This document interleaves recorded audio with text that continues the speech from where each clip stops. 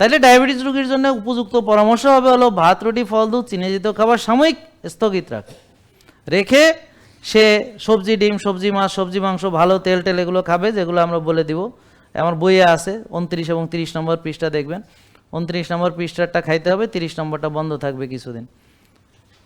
তাহলে এরপর সে রোজা রেখে ব্যায়াম করে ভালো ঘুমিয়ে মানসিক প্রশান্তি চর্চা করে, আর ওই যে বললাম সূর্যের আলোতে যাওয়া, দিনের, এগুলো তো বললাম অ্যাক্টিভিটি, এরপর হলো সে সুস্থ হয়ে যাবে।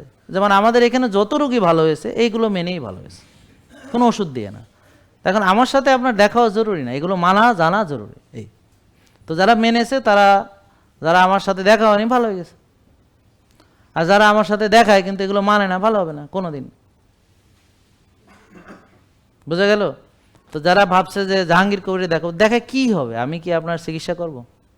আমি আপনাকে ওষুধ দেব, না আপনার অপারেশন করব, না নতুন প্যানকেজ লাগাই দেব? আমি তো কিছুই করব না। আর যা আমি এখানে বলতেছি এত কথা ওখানে বলতে পারবো না। আমার যে রুগী আমাকে দেখাবে, ওকে আবার আমার ডাক্তার দেখবে, পুষ্টিবিদ দেখবে, ওরা বুঝাবে সব। আর আমি তো এতক্ষণ বুঝালাম। আর সবচেয়ে বড় কথা হলো সে যদি নিজে না বুঝে তাহলে কোনো লাভ নেই। তাহলে এখন আমি একটা লোকের যদি কোষে বেশি ওভারলোড থাকে, চর্বি জমে, হ্যাঁ, তাহলে সে কি আরও বেশি খাবে না কম খাবে? তো সে কেন 6 বেলা খায়? একটা লোকের চিনি বেশি, হ্যাঁ, রক্তের চিনি বেশি, হ্যাঁ, সে কি চিনি বেশি খাবে না কম খাবে? সে কেন 6 বেলা চিনি খায়? তার মানে কি আপনি বুঝাচ্ছেন ভাত মানে চিনি না? ভাত খেলে রক্তে চিনি আসে না?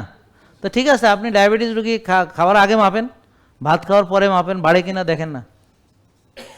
আর আমার নিয়মে খেয়ে দেখেন, সবজি ডিম খান, হ্যাঁ, তো খেয়ে দেখেন বাড়ে কিনা, বাড়বে?